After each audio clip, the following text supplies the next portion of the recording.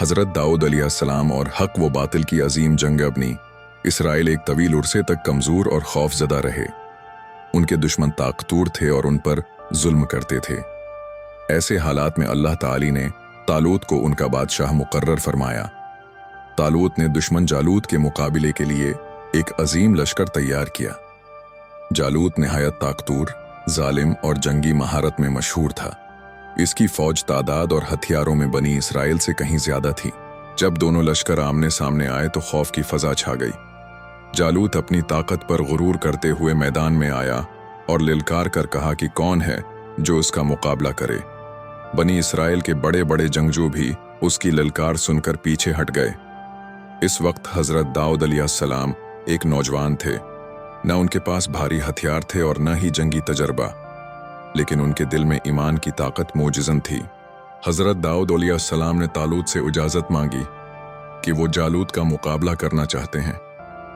तालूत ने पहले तो हिरत का इजहार किया, लेकिन हजरत दाऊद के पख्ता यकीन और अल्लाह पर कामिल भरोसे को देखकर इजाज़त दे दी। हजरत दाऊद अलैहिस्सलाम मैदान जंग में सिर्फ एक गलील और चंद पत्थरों के साथ उतरे। उन्होंने दिल से दुआ की और अल्लाह का नाम लेकर पत्थर फेंका। इस जंग के बाद अल्लाह ताली ने हजरत दाऊद अलैहिस्सलाम को इज्जत, हिकमत और बादशाहत अता फरमाई। आपने अपनी हुकूमत में हमेशा इंसाफ को मुकद्दम रखा।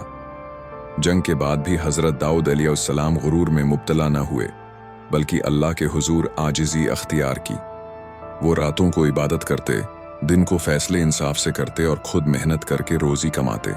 ये जंग हमें सिखाती है कि कामयाबी तादाद, ताकत या हथियारों से नहीं, बल्कि ईमान, सब्र और अल्लाह पर यकीन से मिलती है।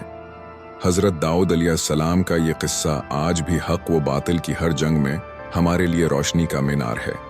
मज़ीद ऐसी मालूमात के लिए चैनल को सब्सक्राइब करें, बेल आइकन को प्रेस करें ताकि मेरी नई वीडियो और अब तक पहुंचती रहे।